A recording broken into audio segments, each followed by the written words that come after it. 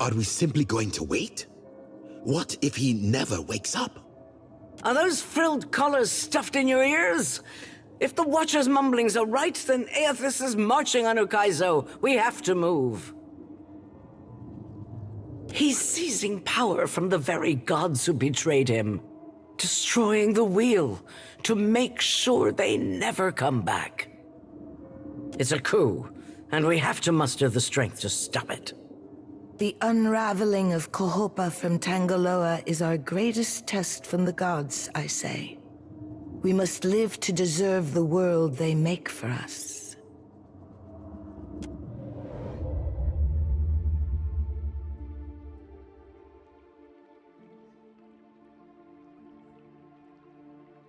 Ah, you're awake. Welcome back, Watcher. Your arrival in the wake of the eruption at Magrin's Teeth was alarming.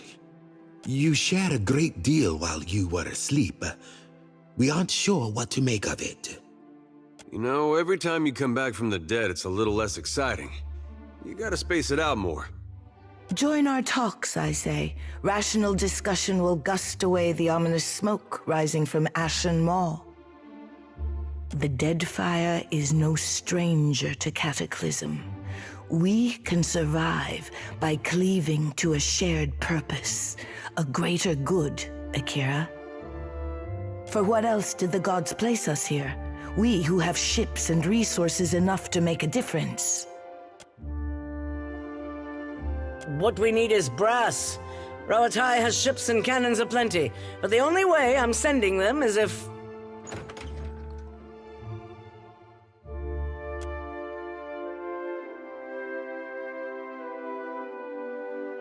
Ships have formed the blockade around Queen's Berth. Their commander demands parley with Serpent's Crown. What? But what about our ships? I must get a message through to the captains.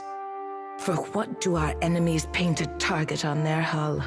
This is a stirring bid for my attention. Send word to my water shapers to drain the sea around the flagship. I would parley on better terms than this. My queen! They fly the colors of pirates! The Principi are... Well, what have we here?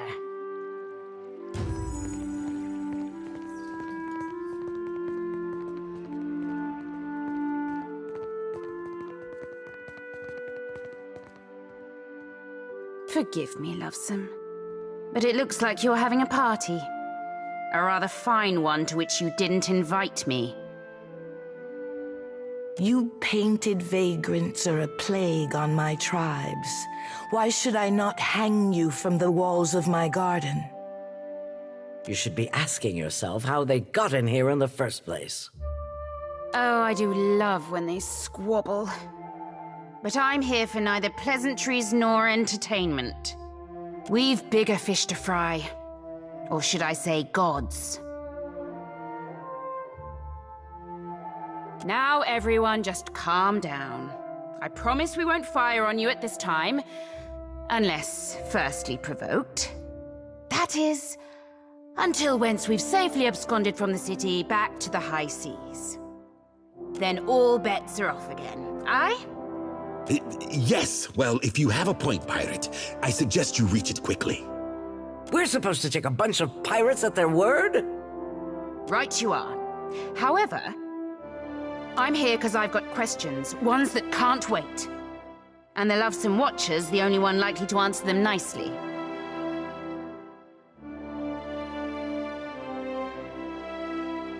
Ukaizo? What's the lost city of gold got to do with the god on a rampage?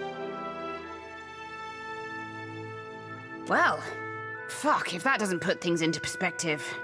But what's that even mean in the long run? Folks who die won't be coming back again.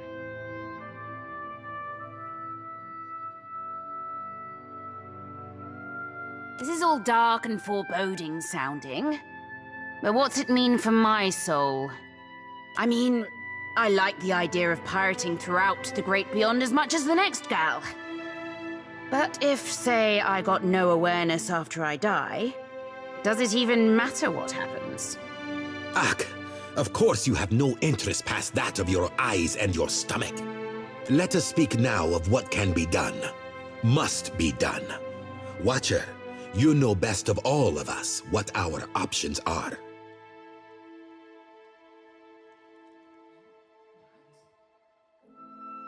The Huana made compacts with the gods on Lost Ukaizo. Anything can happen on the shores of our ancestors. I say it is a place where mortals can reach beyond themselves, do freely what animancers struggle to dream. We have to act quickly. Defending Ukaizo is the highest priority. Our ships are fast and well-equipped. We could sail to the edge of Andra's mortar. See if Aethys' passage opens a way through the storms. Of course, finding Ukaizo once we're through is another matter.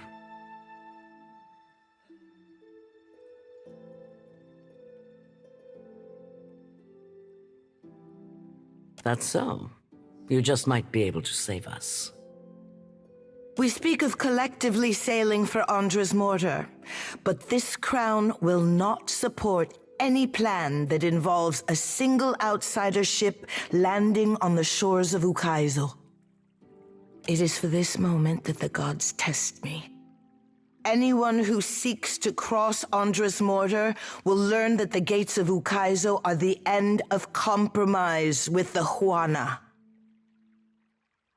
I don't mean to let Aethys end us while we bicker. But the fate of Ukaizo is not exclusively a Huana concern.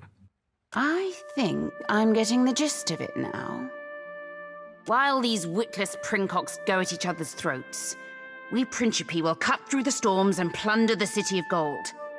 Whatever Aethys is seeking in those ruins, we'll find it, and then we'll sell it to the highest bidder. That, or me and mine will have front row seats to the end of the world. If the Huana cannot take back our beginning, then our end fast approaches. The gods will judge us by our devotion to Ukaizo. Are you going to guard it as closely as you've guarded your palace today? Ukaizo was yours once, and you lost it. Meanwhile, the storms that cover Andra's mortar plague Rauatai too. We will help the Watchers stop Aethys, but we will not leave our country's future in soft hands. We hope the Watcher agrees. Watcher, there are two kinds of people in the Deadfire. Those who have called it home since time immemorial, and opportunists. With Ukaizo under our control, the Huana would restore order as it has not been seen since the days of our ancestors. Order. And the only question is whether it will be the order of ignorance and tradition, or else of conquest.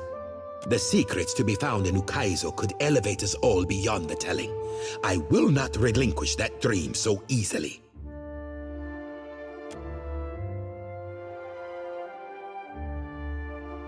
Watcher, I say the time to play at freelancing is at an end. Any of us could get you to Ukaizo, but only one of us will stand by your side. Ukaizo. We are actually going to Ukaizo. The tribes will look to me to bridge our past and our future. A heavy responsibility, I say. What do I want? The praise they showered on Ngati's chosen. Until now, it all seemed an empty gesture. Never a promise that I could fulfill. And I am no one's savior. It is not for an artist to save the tribes, I say. To work miracles. I want the tribes to grow on their own. My people deserve better than the promises of a handsome fish and his goddess mother. Ukaizo will show us the way. The tribes will find themselves again. I would discover what our ancestors forgot. The Covenant is more important than ever.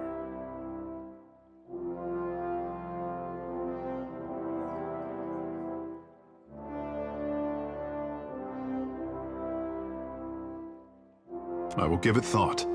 There is time enough for that, at least.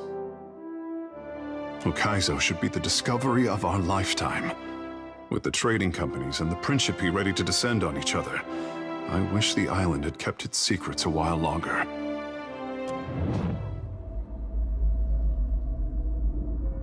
It pains me to see my boy so conflicted. Questions tear at his heart, and the ache reaches me even here. He so longs for his independence, but his people will not relinquish his destiny without a fight. Empires have fallen since I favored the Huana with power and wisdom. How they wield it is their choice. Just see that my boy comes to no harm. There is much to consider, and little time to decide our course. I fear that we will see the path before us before we are ready to walk it. You find yourself in cold, suffocating darkness. There is a familiar weight in your hand. A lantern. It sputters to life, and the world shifts into focus. A staircase spirals endlessly below you. With nowhere else to go, you start down. On every landing stands a door, each one stranger than the last. Some are clear, made from glass or Audra. Others still are locked with chains and bars, or stand ajar, spilling inky gloom across the steps at your feet. You hear the ringing of a small bell far above you. It is joined by another, then another. The ringing rushes down the staircase with all the strength of a river. Your lantern sputters out and you are carried down into the dark. The torrent deposits you in front of an open door carved in the constellations of Aora. Each star indicated by a small golden stud. You step inside. A wave of blistering heat hits you. Then a sea salt wind. Divine voices boom and screech. Their words shake the platform beneath you, shake the very air around you. The gods are fighting. Lay your blame elsewhere, Wodica. I won't suffer your arguments any longer. Mogren looms large before you, an accusing finger leveled at the melted visage of Wodica. Wodica screws her mouth into a sneer. You fool! If only we had attacked him when I first proposed it. Accusations drip bitter as bile from her tongue.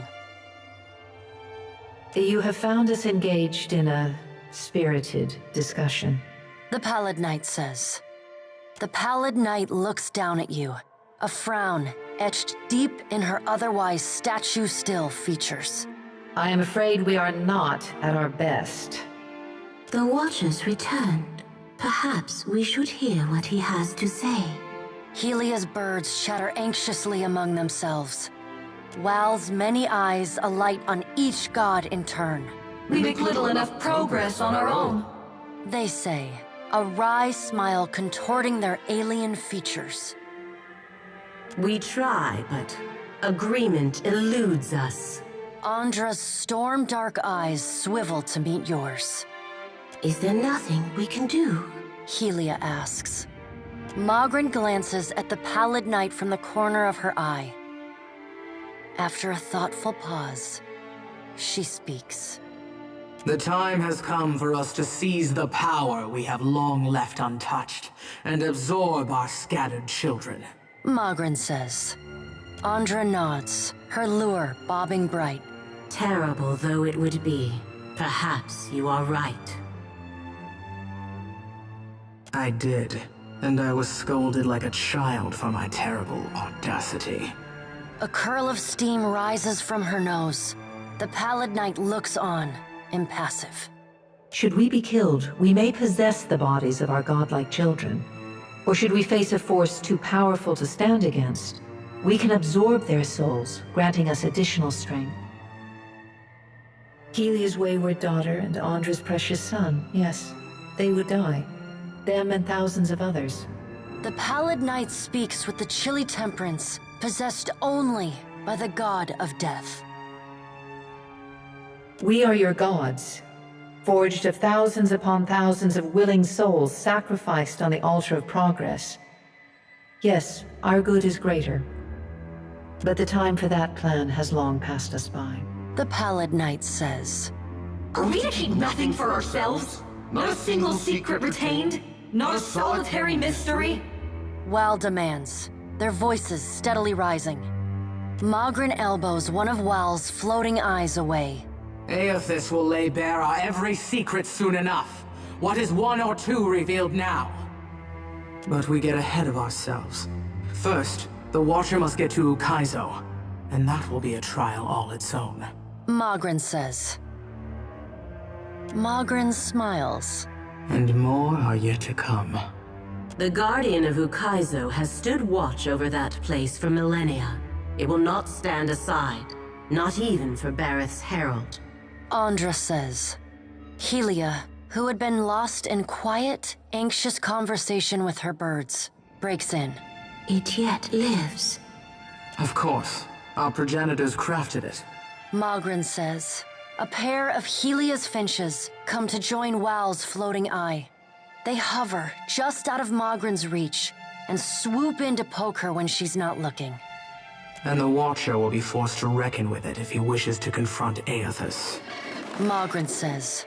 The birds at last linger too long, and Mogren slaps them away. They burst into a cloud of essence, then reform, and fly in a screeching chorus back to Helia. A creature crafted by the Ingwithans to protect the machinery of reincarnation. It doesn't care much for visitors. Mogren says, and leans— Will you divulge our every secret to the Kith, Mogren? Wal shouts. Mogren shrugs. If it suits me. Go prepared, Watcher. The Guardian will not stand aside, not even for the Herald of Bareth. Helia says. It is not one of Galawain's mindless beasts. It has a heart and a mind, and it will throw neither away to oppose Aethys. Andra says. And Aethys will not fight the creature. It would prove little more than a distraction for him, especially as my tsunami and Mogren's volcano couldn't stop him. Andra says. It is its own creature, Watcher. It does not listen to us. Andra says. There is another topic we have yet to address. Tell me, Watcher, where do you stand? The Pallid Knight holds up one gauntleted hand, and the other gods fall silent. What do you think of Aethys' scheme to destroy the wheel? The Pallid Knight asks.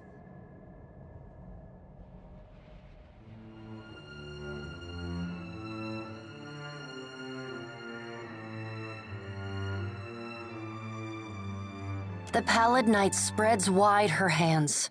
Think of the beyond as a reservoir, the in-between as storm clouds, and souls as rain. When a living thing dies, its soul enters the in-between. And when the in-between grows full, it releases souls into the beyond, where they wait to be redistributed to new bodies, new lives. The wheel is the process by which souls are moved from the in-between to the beyond, from the rain cloud to the reservoir, and from the reservoir into the living world. Without the wheel to mediate the transfer and redistribution of souls, the souls of all who die remain in the in-between. And without souls to fill it, the beyond gradually empties, trapping all of the remaining souls in existence in the in-between. When the beyond is empty and the last creature on Aora dies, that is the end of everything. It is Rimergon's future, the one he wants for us. Soul essence sustains us. We feed off it, off the little fragments you mortal kith shed like snakeskin as you pass into your next life. Without sustenance, we starve as any mortal might. We die and leave a great silence behind, an eternal emptiness from which nothing is born. You see then that we cannot help but argue. The fate of life hangs in the balance, and we are as ever beholden to our natures. Tell us, Watcher, where do you stand?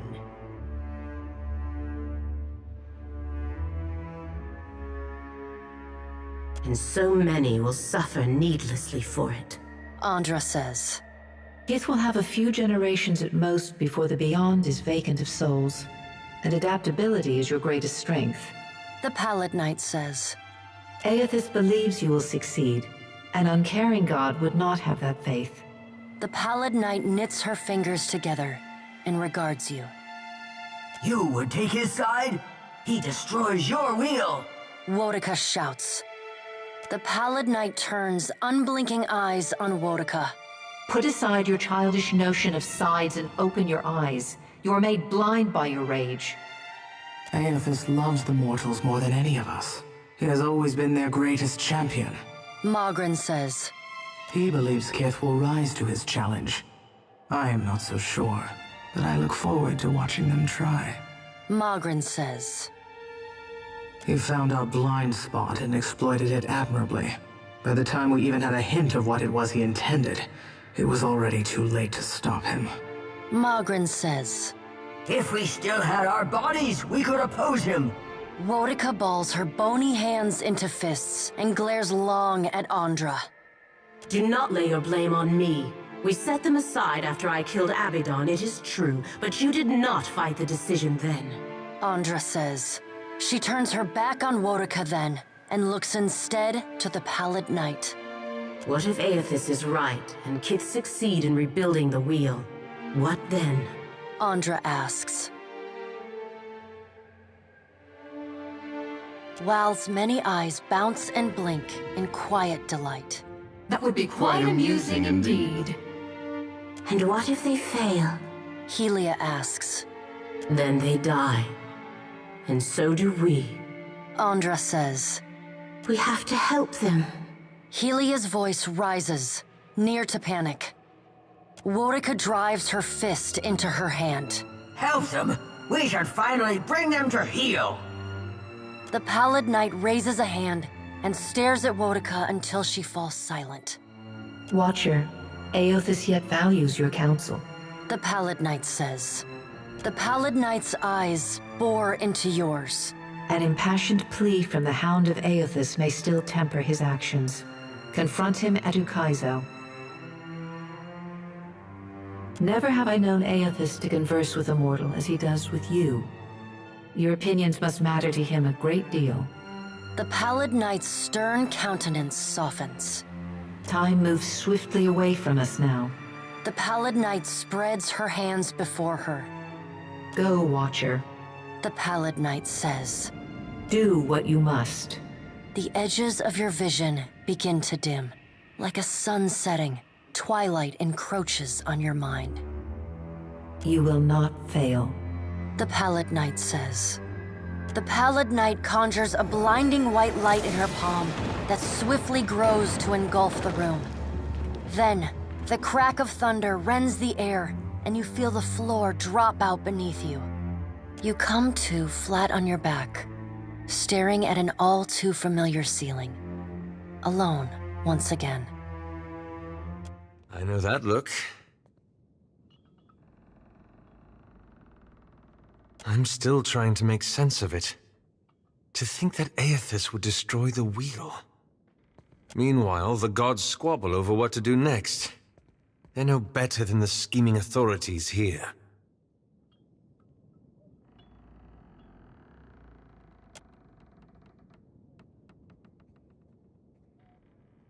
Encountering the Wahaki has forced me to face some uncomfortable truths. There was a time when I would have mourned that knowledge, but not now. Thank you. Does anyone but the gods know what's going on in Adair's head? I mean... he's a right fine fella. Kind, too. But a little old. That what you call a woman of 7 and 20? Or do you mean to say I'm immature? Better suited to another, mayhaps? Got a suggestion for me? We do, don't we? I like Maya. She's tougher than iron, slick as a mink, and smart to boot. Of course, she's real pretty, too. Watcher? You only have to ask.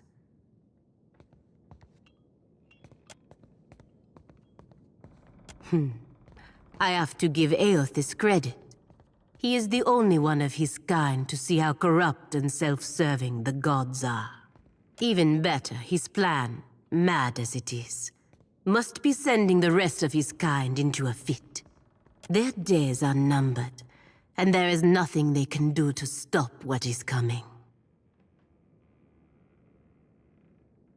Not at all. Anomancers will fix what the gods have perverted, and the republics will lead the way. With any luck, in a few generations, the names of the gods will be forgotten entirely. Well, that's it! For God's sake, I can't take it anymore! Oh, I'm seeing red all right, everywhere! And it ain't a passing vision! Pallegina, we're gonna have words, you and I. And maybe you'll even apologize.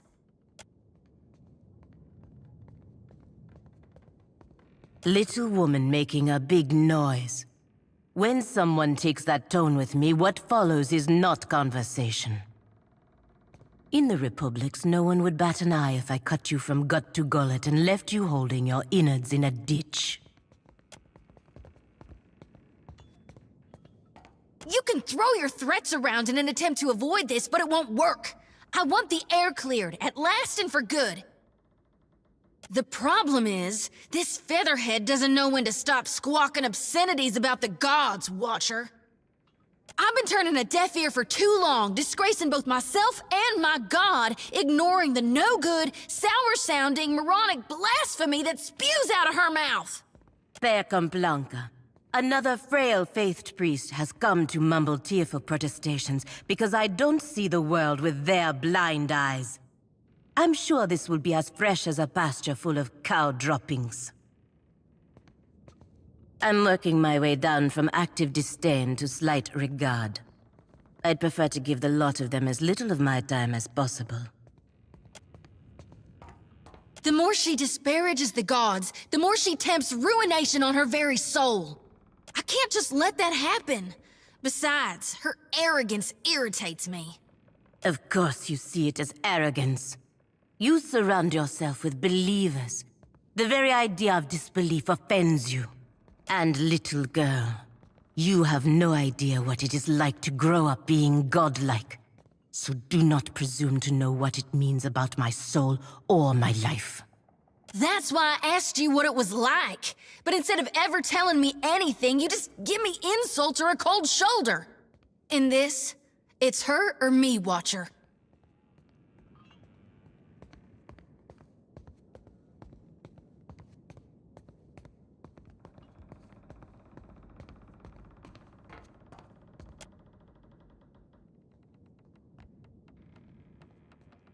You're not wholly wrong, I reckon.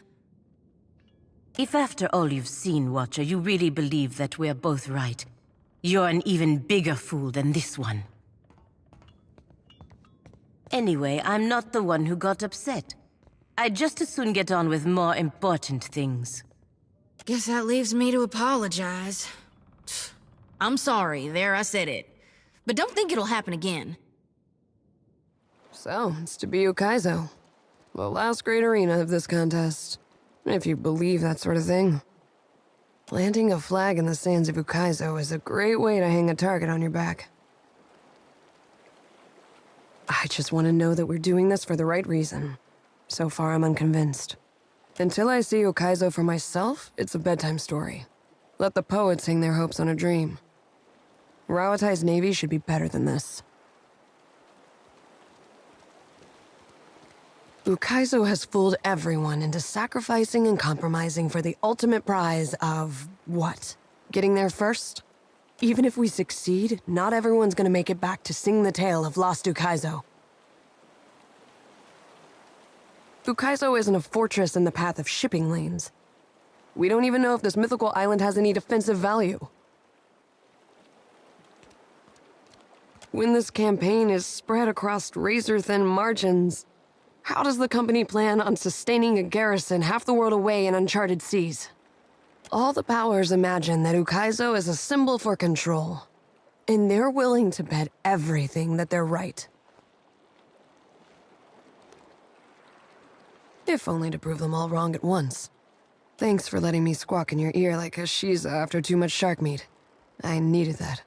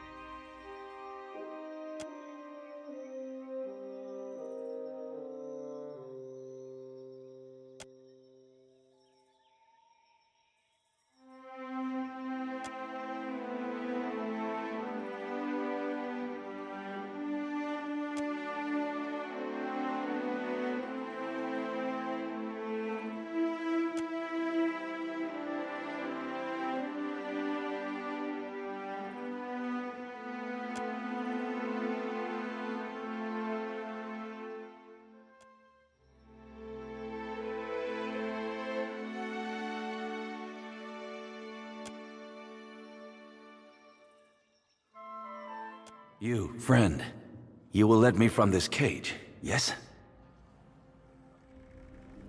You have eyes, friend. I am held prisoner. Find the key, I say. Surely one of those witches has it. Tamawatua, famed apothecary, favored prize of pirates and all that. Ah, you have heard of me, yes? Of course you have. Hurry, friend, hurry! I cannot stand another moment in here. Free once again.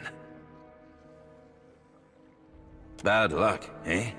Always this seems to happen to me. First pirates, now witches. Oh, for what? A salve recipe? It is madness. Huh.